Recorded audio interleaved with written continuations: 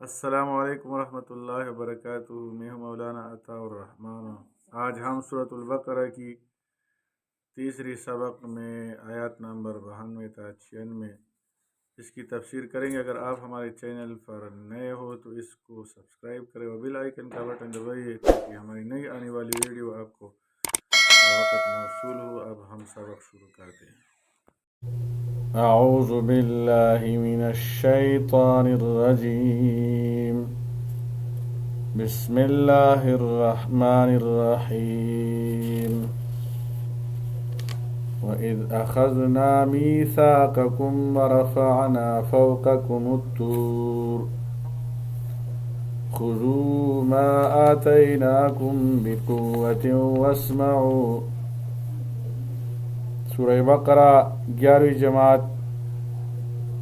کے سبق ہم پڑھ رہے تھے اور یہ تیسرا سبق ہے۔ پہلے 2 سبق گزرے ہیں، اس کی مشقی سوالات اور جوابات ہم نے ذکر کیے گئے ہیں۔ وَإِذْ أَخَذْنَا مِيثَاقَكُمْ وَرَفَعْنَا فَوْقَكُمُ الطُّورَ، اس آیت میں جو اسباب اور مسببات مذکور ہیں ان کی ترتیب کا حاصل یہ ہے کہ دریائے شور سے پار ہو کر ان سے ایک کلمہ کفر کا صدور ہوا۔ ہر چند موسیٰ علیہ السلام کی ڈانٹ ڈپٹ سے توبہ کر لی، لیکن توبہ کے مراتب بھی مختلف ہوتے ہیں۔ اعلیٰ درجہ کی توبہ نہ ہونے کے سبب اس کی ظلمت قلب میں کچھ باقی رہ گئی تھی۔ وہ ترقی پا کر گوسالہ پرستی کا سبب بن گئی۔ انہوں نے بجلی کی عبادت کی، پھر اس کی توبہ میں بعضوں کو قتل ہونا پڑا اور بعض کو غالباً بلا قتل معافی ہو گئی ہو، جیسا کہ بعض مفسرین نے بھی ذکر کیا ہے۔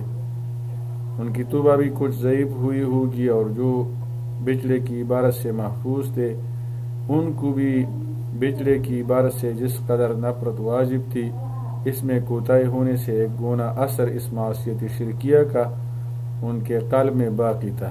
بہرحال ذوق توبہ یا کفر سے نفرت نہ ہونے کے آثار باقی رہنے دلوں میں دین سے سستی پیدا کر دی، جس سے اخذ میثاق میں کوہ طور کو ان پر معلق کرنے کی نوبت آئی۔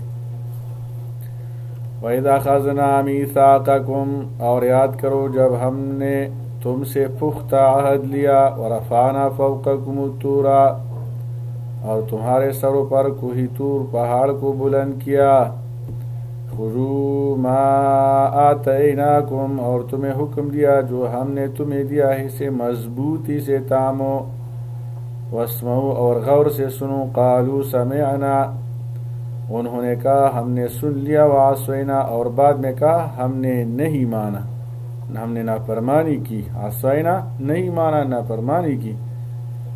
وَأُشْرِبُوا فِي قُلُوبِهِمُ الْعِجْلَ، اور ان کے دلوں میں بچڑے کا تقدس بسا دیا گیا تھا، بِكُفْرِهِمْ، ان کے کفر کی وجہ سے۔ قُلْ، آپ فرما دیجئے، اب صلی اللہ علیہ وسلم فرما دیجئے، بِئْسَ مَا يَأْمُرُكُمْ بِهِ إِيمَانُكُمْ، بہت بری ہے وہ بات جس کا تمہیں تمہارا ایمان تلقین کرتا ہے، ان کنتم مؤمنین، اگر تم واقعی مومن ہو۔ قل ان كانت لكم الدار الآخرة عند الله خالصة من دون الناس، آپ صلی اللہ علیہ وسلم فرما دیجئے، قل ان كانت لكم الدار الآخرة، اگر اللہ کے ہاں آخرت کا گھر صرف تمہارے لیے ہی مخصوص ہے، خالصتاً خاص ہے تمہارے لیے، من دون الناس دیگر لوگوں کے سوا، فتمنوا الموت، تو پھر موت کی تمنا تو کرو، ان کنتم صادقین، اگر تم اس بات میں سچے ہو کہ ہم اللہ کے خاص لوگ ہیں تو پھر موت مانگو۔ قرآن کی بعض اور آیات سے بھی ان کے اس دعویٰ کا مفہوم نکلتا ہے، جیسا کہ قالوا لن تمسنا النار الا ایاما معدودہ۔ اسی طرح دوسری آیت جگہ ہے، وقالوا لن يدخل الجنة الا من كان هودا ونصارى۔ ان سب دعووں کا حاصل یہ معلوم ہوتا ہے کہ ہم دین حق پر ہیں، لہذا آخرت میں ہم کو تو ضرور نجات ملے گی۔ ہم میں سے جو تائب یا مرحوم ہے ان کو تو ابتدا ہی سے جنت میں داخلہ مل جائے گا۔ اور جو گناہگار ہے وہ چند روز عذاب بھگت کر نجات پا جائیں گے، اور جو مطیع ہے وہ مثل ابنا و احبا مقرب ہے۔ بعض عنوانات کے قبح سے قطعی نظری دعوے دین حق پر قائم ہونے کی صورت میں فی نفسی تو درست و صادق ہیں، لیکن چونکہ وہ لوگ اپنے دین کے منسوخ ہو جانے کی بنا پر حق پر نہیں رہے تھے، اس لیے اللہ تعالیٰ نے جا بجا مختلف عنوانات اور طریقوں سے ان کی تکذیب فرمائی۔ یہاں ایک خاص طریقہ ذکر کیا گیا کہ اگر عام عادت کے مطابق بحث اور دلائل سے فیصلہ نہیں کرتے تو آؤ ما فوق العادت طریقہ، یعنی معجزے کے ذریعے اس میں نہ زیادہ علم و فہم کی ضرورت ہے، نہ غیر نظر درکار ہے، صرف زبان ہلانے کی ضرورت ہے، مگر ہم پیشنگوئی کرتے ہیں کہ تم زبان سے یہ ہرگز نہیں کہہ سکتے کہ ہم موت کی تمنا کرتے ہیں۔ اس پیشنگوئی کے بعد ہم کہتے ہیں کہ اگر تم اپنے دعووں میں سچے ہو تو یہ کلمہ کہہ دو، نہ کہا تو پھر تمہارا جھوٹا ہونا ثابت ہو جائے گا۔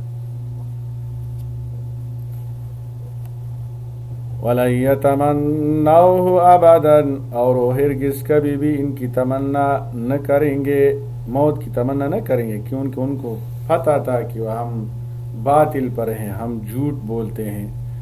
بما قدمت ایدیہم، ان کرتوتوں کی وجہ سے جو ان کے ہاتھوں نے آگے بھیجے ہیں۔ واللہ علیم بالظالمین، اور اللہ ظالموں کو خوب جاننے والا ہے۔ وَلَتَجِدَنَّهُمْ أَحْرَصَ النَّاسِ، اور آپ صلی اللہ علیہ وسلم ان یہود کو ضرور پائیں گے زندگی پر سب لوگوں سے زیادہ حریص۔ احرص الناس اس میں تبذیل ہے، زیادہ حریص، لوگوں سے زیادہ حریص، علی حیات زندگی پر، علی حیات زندگی پر، وَمِنَ الَّذِينَ أَشْرَكُوا، حتیٰ کہ مشرکوں سے بھی زیادہ وہ زندگی پر زیادہ حریص ہوں گے۔ یود احدہم لو یعمر الف سنۃ، ان میں سے ہر فرد چاہتا ہے کہ کاش اسے 1000 برس کی زندگی دی جائے، وہ یہ چاہتے ہیں کہ 1000 برس ہم جی لیں۔